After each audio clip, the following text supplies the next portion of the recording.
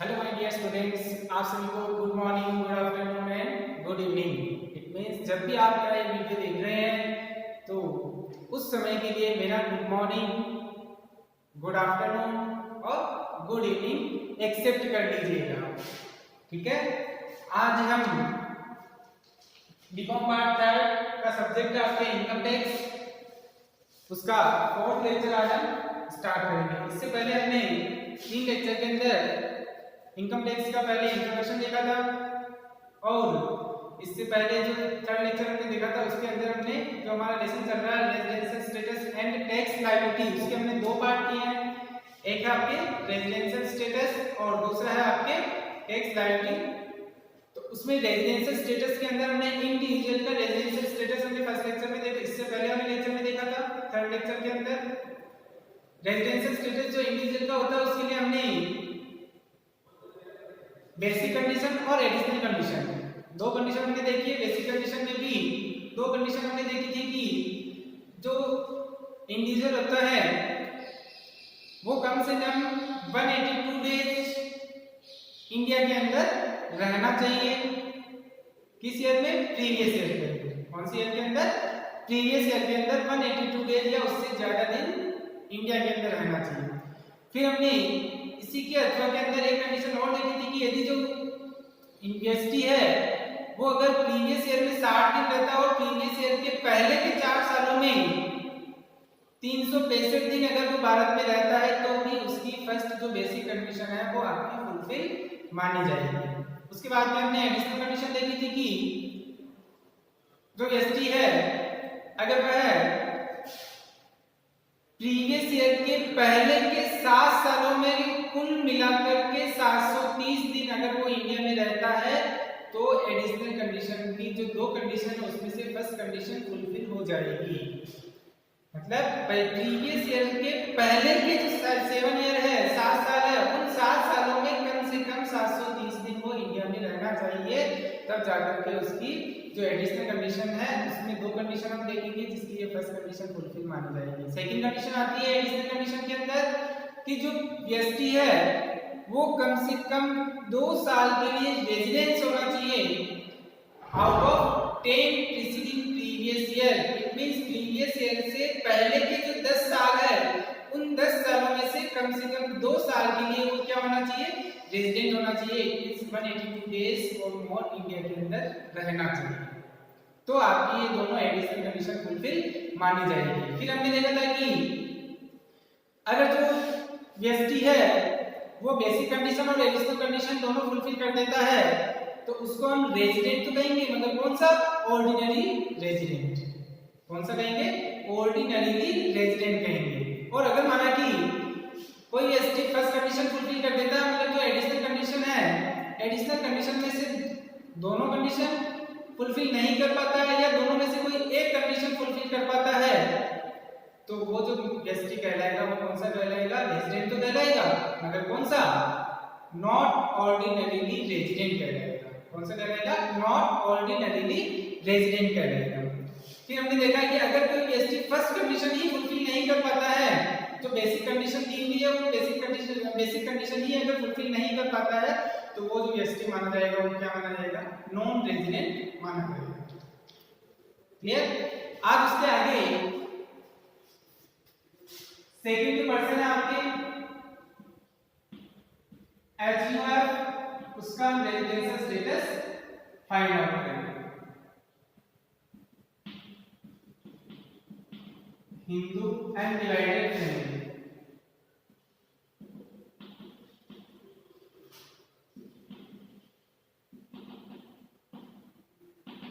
Hindu undivided family का जो residential status हम डिसाइड करते हैं उसमें हमारे को ये ध्यान में रखना होता है कि संयुक्त हिंदू परिवार हिंदू अनडिवाइडेड फैमिली एचयूएफ का जो मैनेजमेंट और कंट्रोल, उसका प्रबंध और नियंत्रण और जो एचयूएफ का कर्ता होता है उन दोनों के आधार पर एचयूएफ का निवास स्थान निर्धारित किया जाता है। किसके आधार पर? जो एचयूएफ है सेकंड पर्सन हमारा, उसका जो हम निवास स्थान निर्धारित करते हैं वो किसके आधार पर निर्धारित करते हैं कि उसका जो प्रबंध और नियंत्रण मैनेजमेंट और उसका कंट्रोल और जो एचयूएफ का कर्ता होता है उसके निवास स्थान के आधार पर एचयूएफ का निवास स्थान हम क्या करते हैं, डिसाइड करते हैं। क्लियर? अब इसमें भी हम तीन कंडीशन पढ़ेंगे, जैसे हमने इंडिविजुअल में देखी थी उसी प्रकार एचयूएफ की भी तीन कंडीशन आपको दी हुई है, बेसिक कंडीशन और एडिशनल कंडीशन। बेसिक कंडीशन आती है इसमें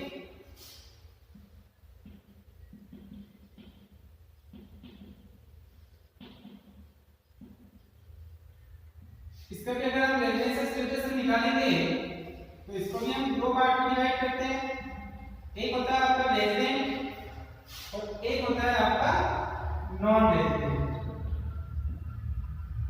इंडिविजुअल में दो पार्ट किए थे, रेजिडेंट और नॉन रेजिडेंट। अगर इंडिविजुअल में भी फर्स्ट जो बेसिक कंडीशन है अगर उसको फुलफिल नहीं कर पाता है तो वो जो पर्सन माना जाता है वो कौन सा पर्सन माना जाता है, नॉन रेजिडेंट माना जाता है।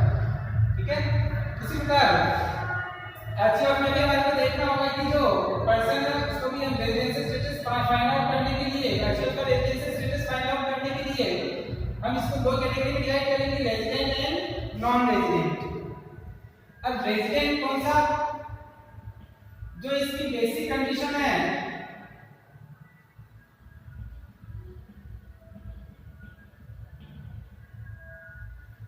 बेसिक कंडीशन क्या है, जो एचयूएफ का मैनेजमेंट और जो कंट्रोल होता है वो पूरा ही इंडिया के अंदर होना चाहिए या उसका कुछ भाग इंडिया के अंदर होना चाहिए। इट मींस जो बेसिक कंडीशन है उसको हम क्या बोल सकते हैं कि जो एचयूएफ का मैनेजमेंट एंड कंट्रोल, एचयूएफ का जो मैनेजमेंट और जो कंट्रोल होना चाहिए होली और पार्टली सिचुएटेड इन इंडिया।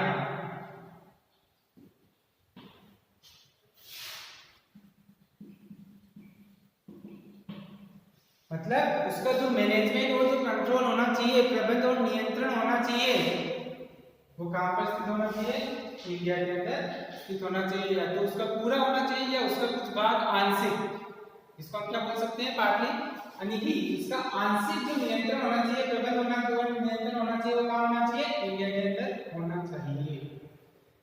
तो जो आपकी फर्स्ट बेसिक कंडीशन है वो क्या मानी जाएगी, फुलफिल मानी जाएगी। क्लियर?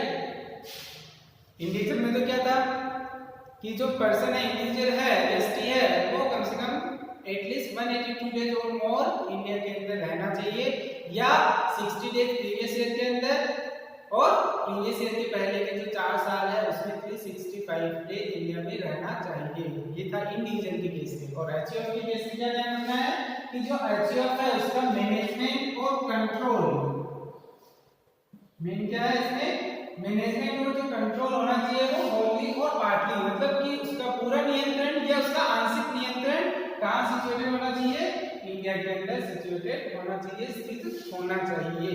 तब आपकी जो फर्स्ट जो बेसिक कंडीशन है वो आपकी फुलफिल मानी जाएगी। अगर ये कंडीशन पूरा नहीं करता है तो आपकी जो बेसिक कंडीशन है वो आपकी फुलफिल नहीं मानी जाएगी। क्लियर? अगर फर्स्ट कंडीशन को फुलफिल हो जाती है, फर्स्ट कंडीशन फुलफिल कर देता है सेकंड पर्सन जो एचयूएफ है, तब तो वो रेजिडेंट माना जाएगा। और अगर माना कि ये फर्स्ट कंडीशन को फुलफिल नहीं कर पाता है तो वो नॉन रेजिडेंट माना जाएगा, जैसा कि इंडिविजुअल के केस में भी हमने देखा था। क्लियर? वापस बता रहा हूं, एचयूएफ का रेजिडेंशियल स्टेटस हमारे को फाइंड आउट करने के लिए उसके रेजिडेंशियल स्टेटस को भी हम दो कैटेगरी में डिवाइड करेंगे, resident and non resident. Resident तभी माना जाएगा जिसमें जो हम तीन कंडीशन पढ़ेंगे वो फुलफिल होगी, जिसमें फर्स्ट अगर बेसिक कंडीशन फुलफिल हो जाती है तब तो हम क्या कहेंगे इसको रेजिडेंट। इसको भी हम दो पार्ट में डिवाइड करेंगे जैसा कि हमने इंडिविजुअल में किया था, वो आगे भी देखते हैं। अगर जो बेसिक कंडीशन है कि जो उसका मैनेजमेंट और कंट्रोल इंडिया में स्थित है तब तो वो रेजिडेंट कहलाएगा, और अगर इंडिया में स्थित नहीं है, चाहे वो होली हो चाहे पार्टी हो, पूरा नियंत्रण हो या आंशिक नियंत्रण हो, अगर वो इंडिया में स्थित है तब तो वो रेजिडेंट कहलाएगा, और अगर पूरा हो या आंशिक नियंत्रण इंडिया में स्थित नहीं है तो वो नॉन रेजिडेंट कहलाएगा, इसका आपको ध्यान रखना। फर्स्ट कंडीशन फुलफिल हो गई it means resident, first condition fulfil नहीं होगी इट मींस नॉन रेजिडेंट। इसके बाद क्या करना है, रेजिडेंट तो हो गया। अब अगर आप आगे देखें तो रेजिडेंट को भी हम दो पार्ट में डिवाइड करते हैं।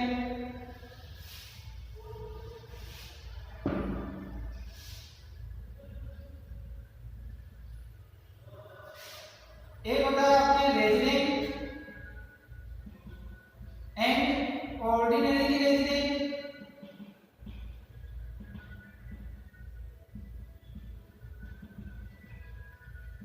जिसको हम क्या बोलते हैं आर एंड ओ आर। और एक होता है आपके resident and not ordinary resident.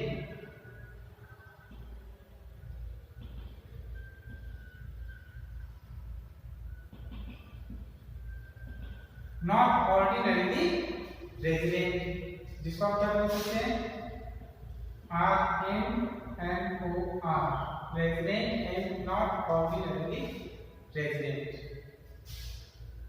Clear? अब जो रेजिडेंट तो हमने फाइंड आउट कर लिया है, अब वो कौन सा है, ऑर्डिनरी है, साधारण है, या नॉट ऑर्डिनरी असाधारण है, उसको कैसे हम फाइंड आउट करेंगे? तो उसके लिए हमारे पास जो एडिशनल कंडीशन है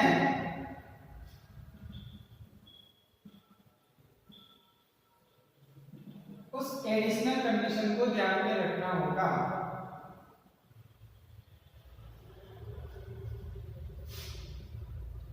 एडिशनल कंडीशन भी हमने जो इंडिविजुअल के केस में पढ़ी है वो ही एडिशनल कंडीशन इसमें फॉलो होगी, सेम, उसमें कोई चेंजेस नहीं होगा। अब इंडिविजुअल के केस में हमने क्या पढ़ा था, फर्स्ट एडिशनल कंडीशन हमने देखी थी कि जो व्यक्ति होना चाहिए वो एटलीस्ट 730 डेज 730 दिन इंडिया के अंदर रहना चाहिए। कब? प्रीवियस ईयर के पहले के 7 सालों में।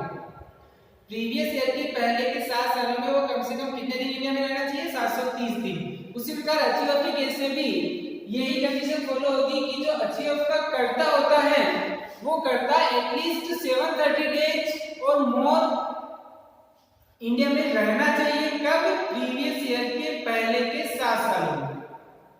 उसमें बेस्टी था, उसमें अचीवर में कर्ता आ जाएगा, इसका आपको ध्यान रखना। जो अचीवर का कर्ता है वो प्रीवियस ईयर के पहले के जो 7 साल हैं उन 7 सालों में 730 दिन भारत में रहना चाहिए। तब आपकी जो एडिशनल कंडीशन है फर्स्ट वो आपकी फुलफिल हो जाएगी। क्लियर? तो फर्स्ट एडिशनल कंडीशन क्या हो गई? जो अचीव का करता है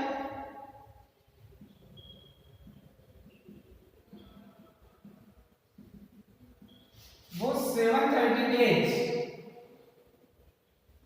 इंडिया में रहना चाहिए। कब? इन 7 प्रीसीडिंग प्रीवियस ईयर। कल हमने देखा था कि जो हमारा करंट में जो प्रीवियस ईयर चल रहा है वो कौन सा चल रहा है? 2019-20। इट मींस जो असेसमेंट ईयर माना जाएगा वो 2020-21। इससे पहले हम इंट्रोडक्शन में हमने प्रीवियस ईयर असेसमेंट ईयर के बारे में देखा था। तो अचीव का जो कर्ता होता है वो कर्ता 730 दिन रहना चाहिए इन 7 प्रीसीडिंग प्रीवियस ईयर, यानी कि प्रीवियस ईयर के पहले के जो 7 साल है उन 7 साल।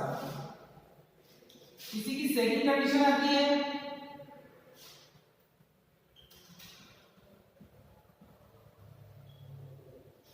इसके साथ में ये कंडीशन की आपकी लागू होती है। ठीक है? इंडिविजुअल के केस में हमने क्या पढ़ा था कि वो 2 साल के लिए वो व्यक्ति क्या होना चाहिए? रेजिडेंट होना चाहिए। कितने सालों में? प्रीवियस ईयर के पहले के 10 सालों में। वो ही सेम कंडीशन इसमें भी फॉलो होगी। 2 year resident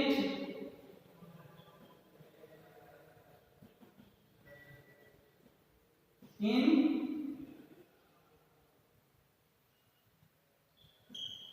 out of 10 preceding previous year। Previous year के पहले के 10 सालों में क्या होना चाहिए? 2 साल के लिए रेजिडेंट होना चाहिए। मींस फर्स्ट जो बेसिक कंडीशन है उसको फुलफिल करना चाहिए। क्लियर? ये हो गया आपके एचजीएफ का निवास स्थान। अब हम किसको ऑर्डिनरी रेजिडेंट बोलेंगे या किसको नॉट ऑर्डिनरी रेजिडेंट बोलेंगे? रेजिडेंट तो बोलेंगे, मगर कौन सा, ऑर्डिनरी है या नॉट ऑर्डिनरी है? ऑर्डिनरी है, ठीक है। तो हमने जैसा कि इंडिविजुअल में देखा था, सेम एज प्रोसेस इसमें भी फॉलो होगा, लागू होगा। इंडिविजुअल में हमने देखा था कि जो रेजिडेंट है और ऑर्डिनरी में रेजिडेंट कौन सा पर्सन माना जाएगा? जो बेसिक कंडीशन के साथ में एडिशनल कंडीशन दोनों फुलफिल कर देता है, वो जो पर्सन माना जाता है वो कौन सा माना जाता है? रेजिडेंट तो कहलाता है, मगर कौन सा? ऑर्डिनरी रेजिडेंट कहलाता है। उसी प्रकार एचजीएफ में भी बेसिक कंडीशन के साथ में एडिशनल कंडीशन भी फुलफिल कर देता है दोनों, तो वो जो पर्सन माना जाएगा, सॉरी जो पर्सन माना जाएगा वो रेजिडेंट कहलाएगा। कौन सा? ऑर्डिनरी रेजिडेंट माना जाएगा, ठीक है।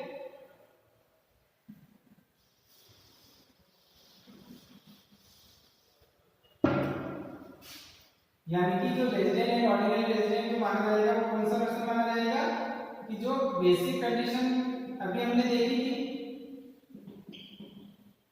एंड एडिशनल कंडीशन,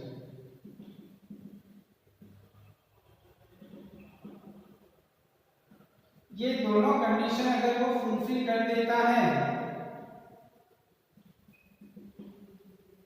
तब तो वो पर्सन कौन सा पर्सन माना जाएगा? रेजिडेंट तो कहलाएगा, मगर कौन सा? ऑर्डिनरी रेजिडेंट कहलाएगा, ठीक है। उसी प्रकार अगर जो बेसिक कंडीशन तो फुलफिल कर रहा है मगर जो एडिशनल कंडीशन है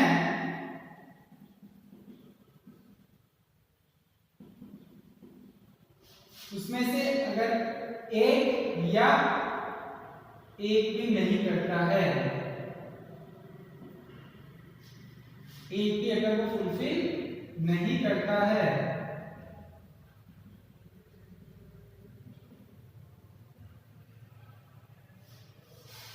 ठीक है। तो इसे मतलब बेसिक कंडीशन तो उसने फुलफिल कर दी,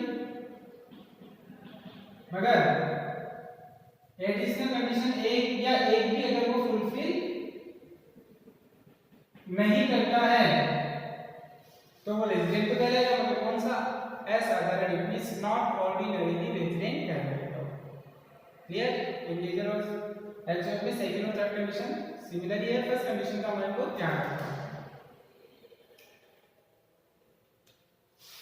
ये हो गया आपका पूरा एचजीएफ का रेजिडेंशियल स्टेटस, ठीक है। तो अभी हमने देखा था कि अगर जो एचजीएफ की जो कंडीशन है, बेसिक कंडीशन फुलफिल हो जाती है तब तो वो रेजिडेंट कहलाएगा, अगर बेसिक कंडीशन फुलफिल नहीं होती है तो वो नॉन रेजिडेंट कहलाएगा। बेसिक कंडीशन में भी रेजिडेंट के बारे में दो कैटेगरी देखी है, बेसिक कंडीशन के साथ में एडिशनल कंडीशन भी लागू होती है। अगर दोनों एडिशनल कंडीशन फुलफिल कर देता है तब तो वो रेजिडेंट कहलाएगा, और कौन सा? ऑर्डिनरी रेजिडेंट कहलाएगा। और फर्स्ट जो बेसिक कंडीशन है वो तो फुलफिल कर रहा है, मगर एडिशनल कंडीशन दोनों में से एक या एक भी फुलफिल नहीं करता है तो वो रेजिडेंट तो कहलाएगा, मगर कौन सा? Resident but not ordinary resident कहलाएगा, ठीक है। इसके बाद में आता है आपके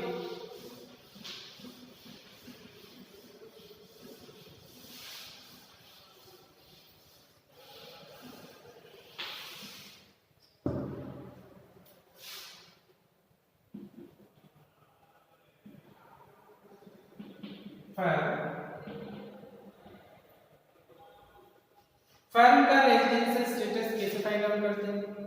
तीसरा क्वेश्चन है हमारे पास में कौन? फर्म। इनकम टैक्स में हमने 7 क्वेश्चन पढ़े हैं, individual, HUF, firm, company, association of person, body of individual, artificial juridical person, local authority और आर्टिफिशियल जुरिडिकल पर्सन, ठीक है। अब हम फाइंड आउट करते हैं फर्म का निवास स्थान। फर्म का जो निवास स्थान है, जो फर्म है वो कहां स्थित है, उसका पाभौली या पाटली जो मैनेजमेंट है वो कहां पर है, उसके आधार पर हम क्या करते हैं? फर्म का निवास स्थान रेजिडेंशियल स्टेटस फाइंड आउट करते हैं, ठीक है। फर्म में भी हम दो कंडीशन देखेंगे, जिसका भी हम रेजिडेंशियल स्टेटस निकालेंगे उसमें दो कंडीशन फॉलो होगी कि वह रेजिडेंट है या नॉन रेजिडेंट है। इसमें भी ऐसा ही है, रेजिडेंट या नॉन रेजिडेंट। ठीक है, अब आपके रेफरेंस स्टेटस रेजिडेंट कहलाएगी फर्म या नॉन रेजिडेंट कहलाएगी। तो इसमें हमारे को सिर्फ दो बातें ही ध्यान रखनी है कि जो फर्म का प्रबंध अगर भारत में स्थित है, चाहे वो पूरा मैनेजमेंट हो चाहे आंशिक मैनेजमेंट हो, अगर वो पूरा भारत में स्थित है तब तो वह फर्म भारत में निवासी मानी जाएगी, और अगर भारत में स्थित नहीं है तो वह फर्म भारत में अनिवासी मींस नॉन रेजिडेंट मानी जाएगी। क्लियर? फर्म में ये ध्यान रखना होगा कि फर्म जो होगी या तो रेजिडेंट होगी या नॉन रेजिडेंट होगी। फर्म कभी भी नॉट ऑर्डिनरीली रेजिडेंट असाधारण व्यक्ति कभी नहीं होगी। सिर्फ इसमें दो ही ध्यान रखना है आपने को, रेजिडेंट या नॉन रेजिडेंट। फर्म कभी भी असाधारण व्यक्ति नहीं मानी जाती है, नॉट ऑर्डिनरीली कभी भी नहीं मानी जाती। ठीक है, इट मींस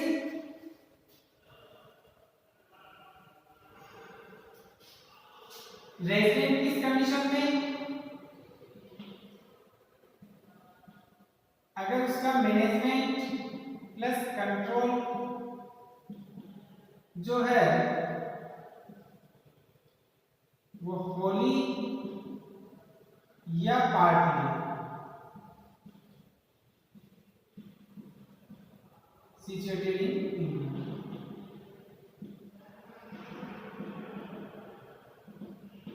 अगर इंडिया में स्थित है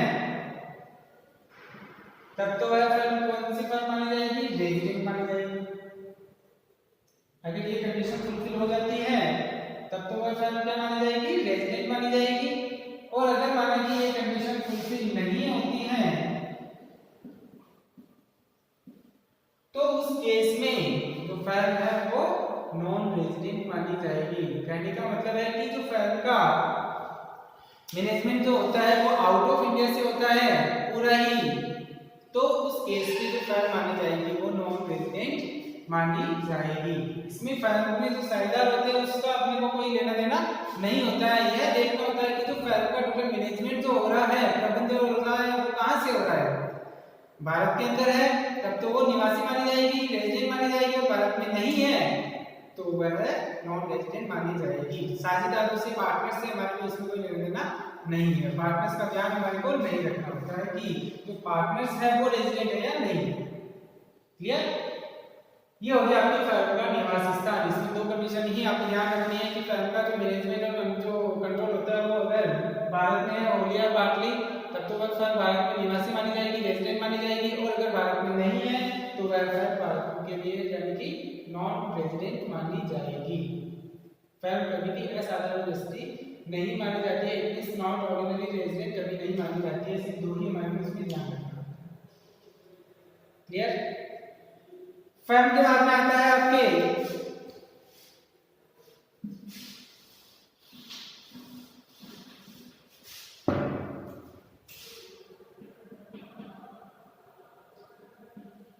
एसोसिएशन ऑफ पर्सन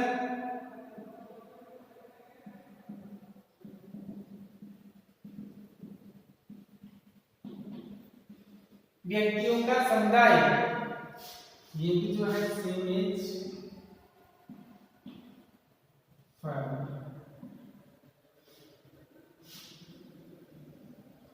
मतलब कि जो फर्म का निवास स्थान जो हमने पढ़ा है वो ही कंडीशन इसमें भी फॉलो होगी। व्यक्तियों का समुदाय का हम निवास स्थान या रेजिडेंशियल स्टेटस फाइंड आउट करते हैं, तो जैसे हमने फर्म का रेजिडेंशियल स्टेटस फाइंड आउट किया है वैसे ही व्यक्तियों के समुदाय का रेजिडेंशियल स्टेटस हमारे को क्या करना होगा, फाइंड आउट करना होगा। ठीक है? तो कहने का मतलब है कि व्यक्तियों के समुदाय का जो मैनेजमेंट और जो कंट्रोल होता है वो अगर भारत में है, आंशिक हो चाहे पूरा हो, तब तो वह रेजिडेंट कहलाएगा। और अगर भारत के बाहर है पूरा ही तो वह नॉन रेजिडेंट कहलाएगा। और व्यक्तियों का समुदाय यानी कि AOP means association of person भी कभी भी नॉट ऑर्डिनरी रेजिडेंट नहीं होता है। इसका भी आपको खास ध्यान रखना होगा। व्यक्ति के समुदाय में नहीं है, इसी तरह वो कुछ नहीं है।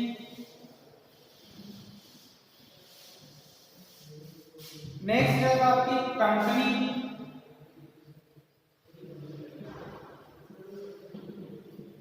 कंपनी का निवास स्थान हम कैसे निर्धारित करेंगे? तो हमारे को ये भी ध्यान रखना है कंपनी के केस में भी कि जो कंपनी की होगी उसमें भी दो कंडीशन है। कंपनी भी क्या होगी? या तो वो रेजिडेंट होगी या नॉन रेजिडेंट। कंपनी कभी भी नॉन ऑर्डिनरी रेजिडेंट नहीं मानी जाती है। अब रेजिडेंट की कंडीशन में होगी तो उसमें हमारे को ये ध्यान में रखना है कि वह जो कंपनी होनी चाहिए कौन सी होनी चाहिए? इंडियन कंपनी होनी चाहिए। अगर भारतीय कंपनी है तब तो वह रेजिडेंट कहलाएगी, और अगर भारतीय कंपनी नहीं है तो वह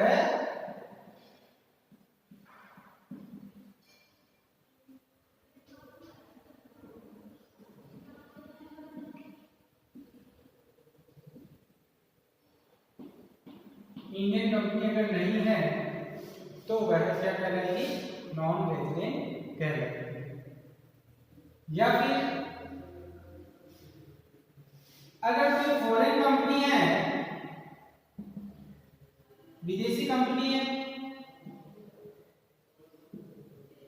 तो उस केस में हमारे को ध्यान में रखना होगा कि जो उसका पूरा जो नियंत्रण होना चाहिए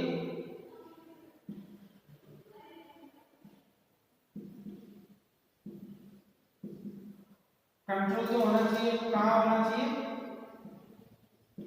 इंडिया के अंदर होना चाहिए। उसका पूरा नियंत्रण कहाँ होना चाहिए? प्रबंधन नियंत्रण इंडिया के अंदर होना चाहिए। अगर कोई फॉरेन कंपनी है मगर वो इंडिया से कंट्रोल हो रही है तो भी वह इंडिया के लिए कौन सी मानी जाएगी? रेजिडेंट मानी जाएगी। और अगर इंडिया में नहीं है तो वह नॉन रेजिडेंट मानी जाएगी। कंपनी की कभी भी नॉट ऑर्डिनरी रेजिडेंट नहीं मानी जाती है। इसका भी आपको ध्यान रखना होगा।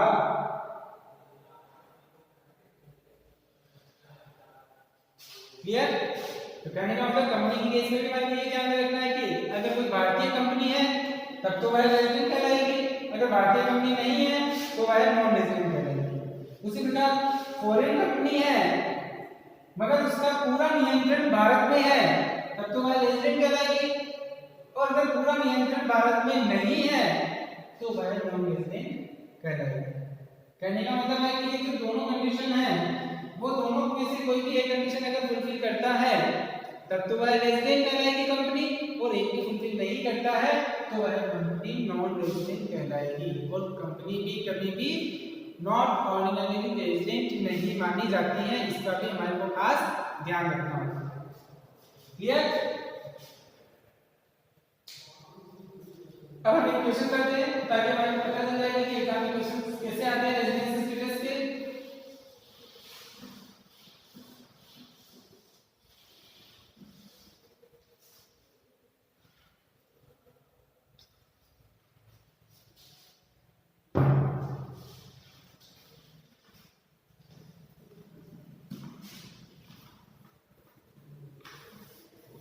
इनकम टैक्स की जो बुक है आपकी उसका सेकंड क्वेश्चन है पेज नंबर 42 के ऊपर।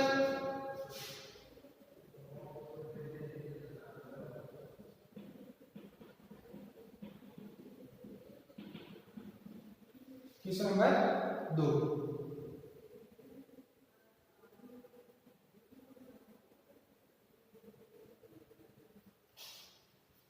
क्वेश्चन नंबर 2 की निम्न परिस्थितियों में हमारे क्या करना है? असेसमेंट ईयर 2020-21 के लिए रेजिडेंशियल स्टेटस फाइंड आउट करना है, जिसमें बोल रखा है कि श्री विलियम जो विदेशी नागरिक है परंतु भारतीय मूल के नहीं है, 16 अप्रैल 2015 को फर्स्ट टाइम वो भारत आते हैं और फाइनेंशियल ईयर 2015-16, 16-17, 17-18, 18-19 और 19-20 के दौरान वो भारत में रुकते हैं कितने दिन? क्वेश्चन में दिया हुआ है कि 150 दिन है। 2015-16 के अंदर 16-17 में 90 डेज है, 17-18 में 28 है, 18-19 के अंदर 183 है और 19-20 में 80 डेज है। तो आपको बताना है कि वह पर्सन यानी कि जो श्री विलियम है वो रेजिडेंट है या नॉन रेजिडेंट है। ठीक है, रेजिडेंट है तो कौन से? ऑर्डिनरीली रेजिडेंट है या नॉट ऑर्डिनरीली रेजिडेंट है। फर्स्ट क्वेश्चन तो ये है क्वेश्चन नंबर 2 का फर्स्ट पॉइंट। तो जिसमें आपको असेसमेंट डेट 2020-21 के लिए हमारे को रेजिडेंशियल स्टेटस फाइंड आउट करना है।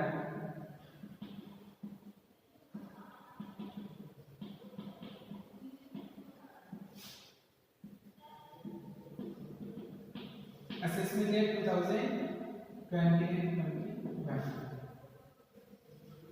नाम आ रहा है इसमें मीडियम इतनी कौन से हैं? इंडिविजुअल है। तो फर्स्ट कंडीशन जो हमने फर्स्ट जो रेजिडेंशियल स्टेटस हमने देखा था इंडिविजुअल का, तो उसमें 3 कंडीशन हमने देखी थी। वो तीनों कंडीशन को हमारे को ध्यान में रखते हुए इनका रेजिडेंशियल स्टेटस हम क्या करेंगे? फाइंड आउट करेंगे। तो फर्स्ट आपकी बेसिक कंडीशन में हमने क्या देखा था कि जो पर्सन होना चाहिए वो एटलीस्ट 182 डेज और मोर यानी कि 182 दिन या उससे ज्यादा प्रीवियस ईयर के अंदर भारत में रहना चाहिए। क्वेश्चन में अगर हम देखें तो क्वेश्चन में हमारे को बोल रहा है कि 2015-16 के दौरान तो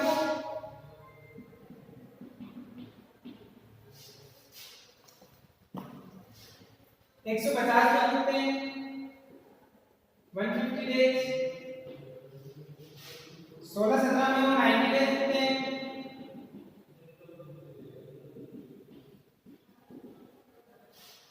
17-18 के अंदर 28,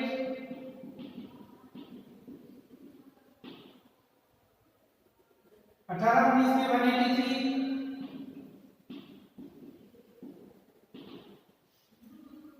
और 19-20 के लिए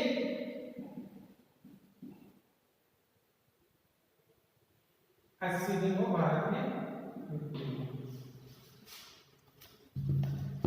ये डेज आपको क्वेश्चन में दिए हुए हैं, इससे हमारे को इनका रेजिडेंशियल स्टेटस फाइंड आउट करना है। क्लियर? तो अगर हम देखें फर्स्ट हमने देखी थी बेसिक कंडीशन।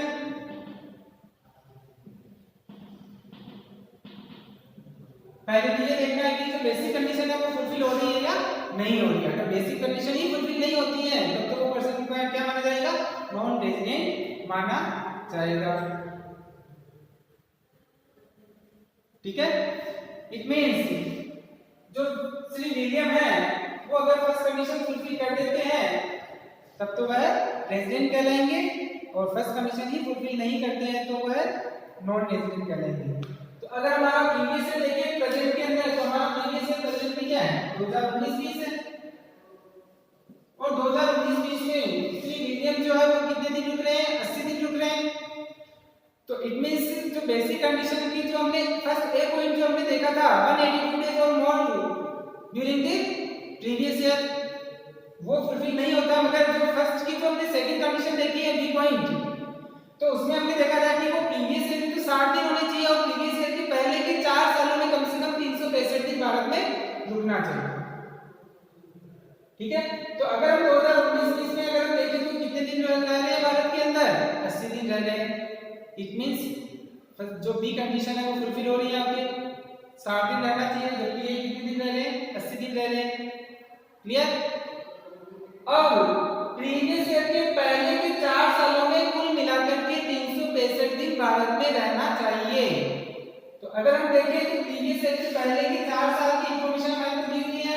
18, 19, 17, 18, 16, 17 और 15 साल टोटल कितने हो गए? 2 ईयर हो गए। इन 4 सालों में कितने दिन होने चाहिए? कम से कम 365 दिन भारत में रहने चाहिए। तो अगर हम इसकी टोटल करते हैं तो वो टोटल आ जाएगा आपके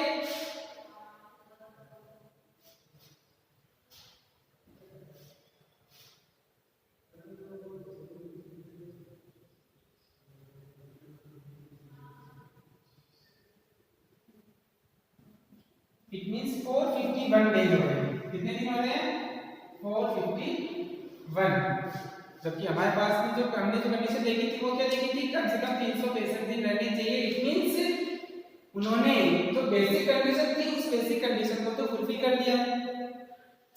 बेसिक कंडीशन हमने देखी थी, तो दूसरी जो मीडियम है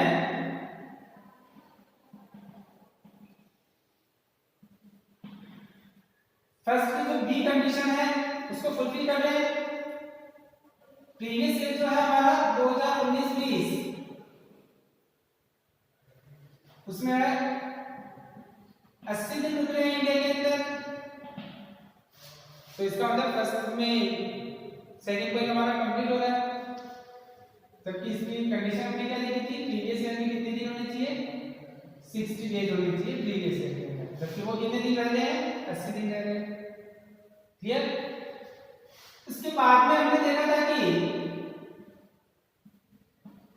प्रीवियस ईयर के पहले के 4 सालों में 365 दिन होने चाहिए।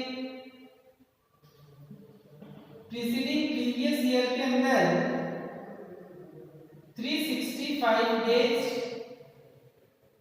और मोर।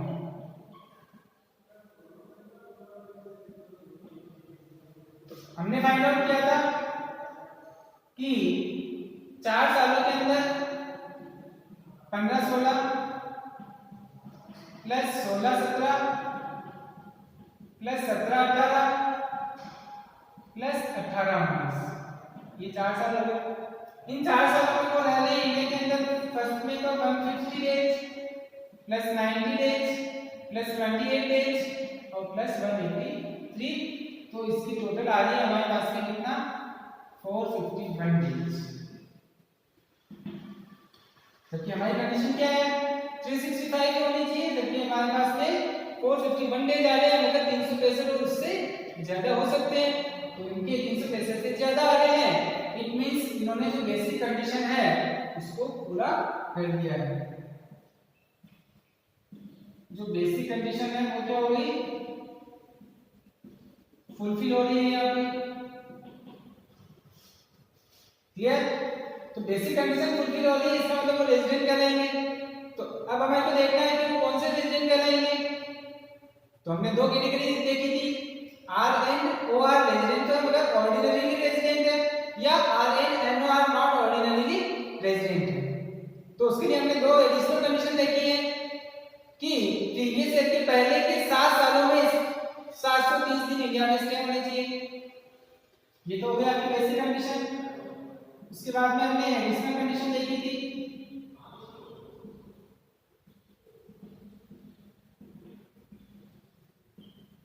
जिसमें हमने फर्स्ट पॉइंट देखा था कि 730 डेज और मोर इन प्रीसीडिंग प्रीवियस ईयर में होने चाहिए। अगर हम इनके डेज निकालें तो इनके 4 साल की इंफॉर्मेशन ही हमारे को दी हुई है और 400 डेज हमने फाइंड आउट किए हैं, वो आए हमारे 451 डेज। कितने आ रहे हैं 451 डेज। तो इसका मतलब जो एडिशनल कंडीशन है वो फुलफिल नहीं हो रही है। अब इसी का सेकंड पॉइंट अगर हम देखें तो 2 साल के लिए वो क्या होने चाहिए 2 ईयर रेजिडेंट्स होने चाहिए out of 10 preceding previous year के लिए। प्रीवियस ईयर के पहले के 10 वर्षों में 2 साल के लिए रेजिडेंस होने चाहिए। तो हमने जब 730 डेज फाइंड आउट किए थे तो प्रीवियस ईयर के पहले के 4 साल की इंफॉर्मेशन ही हमारे पास नहीं, 7 साल की इंफॉर्मेशन नहीं है, तो सिर्फ 4 साल के डेज हमने काउंट किए और वो डेज आए थे हमारे 451। 730 दिन नहीं हो रहे, इस फर्स्ट जो कंडीशन है उसको फुलफिल नहीं कर रहे हैं और 2 साल रेजिडेंस होने चाहिए। तो अगर हम देखें 18-19 में वो 183 डेज रह रहे हैं, इट मींस एक साल तो उन्होंने फुलफिल कर दी। 2 ईयर के लिए रेजिडेंस होना चाहिए, इट मींस 182 डेज और मोर इंडिया के अंदर रहनी चाहिए। इट मींस 183 रह रहे हैं तो यानी कि एक साल की कंडीशन तो फुलफिल हो रही है, मगर उसके बाद में वो कभी भी 182 डेज और मोर इंडिया में नहीं रहे हैं। इट मींस ये जो सेकंड कंडीशन है उसको भी वो फुलफिल नहीं कर रहे हैं।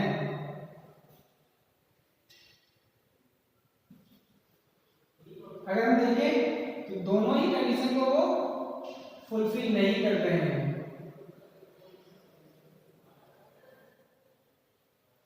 क्लियर? इट मींस ये कौन से पर्सन कहलाएंगे? आप श्री विलियम ने जो बेसिक कंडीशन थी प्रीवियस ईयर 2019 में हमारा चल रहा है उसमें उन्होंने 80 दिन इंडिया में स्टे किया है, जबकि हमारी कंडीशन क्या है 60 दिन होनी चाहिए प्रीवियस ईयर के अंदर, और प्रीवियस ईयर के पहले के 4 सालों में 365 दिन होनी चाहिए। प्रीसीडिंग प्रीवियस ईयर में 365 दिन या इससे ज्यादा कितने में 4 ईयर के अंदर, 4 प्रीसीडिंग प्रीवियस ईयर के अंदर यहां आ जाएगा 4 प्रीसीडिंग प्रीवियस ईयर में 365 दिन या उससे ज्यादा इंडिया में रहने चाहिए। तो हमने डेज फाइंड आउट किए 451 डेज आए थे हमारे।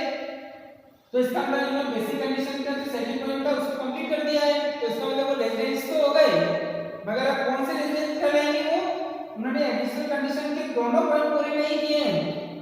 451 डेज है, इन्होंने इनमें 2 साल होने चाहिए, जबकि 1 साल ही इन्होंने 183 की जो कंडीशन है वो 1 साल ही आ रही है।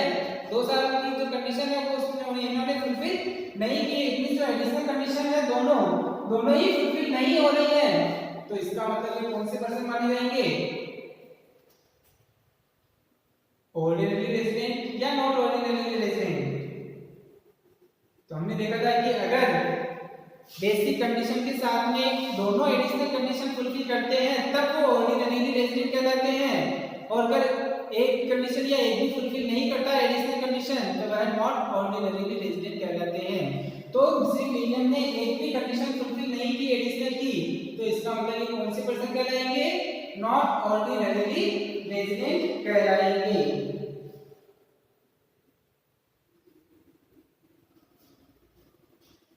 क्लियर? तो हमारा आंसर क्या हो जाएगा? तो श्री विलियम है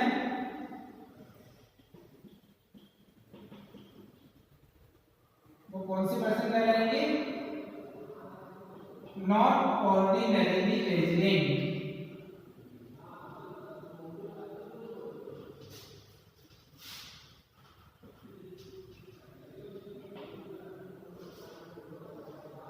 क्लियर? इस तरीके से हम क्या करते हैं? रेजिडेंशियल स्टेटस फाइंड आउट करते हैं, जिसमें हमारे को बेसिक इंफॉर्मेशन दी हुई होती है क्वेश्चन के अंदर, और हमारे को कंडीशन हमारे को ध्यान रखनी होती है जो हमने अभी पढ़ी है। उन कंडीशन को ध्यान में रखते हुए हमारे को डेज काउंट करके और हमारे को रेजिडेंशियल स्टेटस फाइंड आउट करना होता है। कहने का मतलब है कि फर्स्ट कंडीशन का बी पॉइंट इन्होंने सेटिस्फाई किया है, ठीक है, और एडिशनल कंडीशन में से एक भी पॉइंट इन्होंने सेटिस्फाई नहीं किया है, तो इसीलिए ये रेजिडेंट तो कहलाएंगे, मगर कौन से? Not ordinary resident. कौन से कहलाएंगे? नॉट ऑर्डिनरी रेजिडेंट कहलाएंगे। इसको अपन और क्या बोल सकते हैं? Resident but not ordinary resident.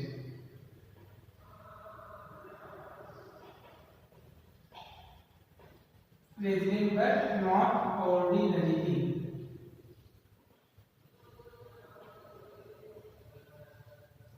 Resident. Clear? तो जो श्री विलियम है वो असेसमेंट ईयर 2020-21 के लिए कौन से माने जाएंगे? नॉट ऑर्डिनरी रेजिडेंट माने जाएंगे। ये हो गया आपका क्वेश्चन कंप्लीट।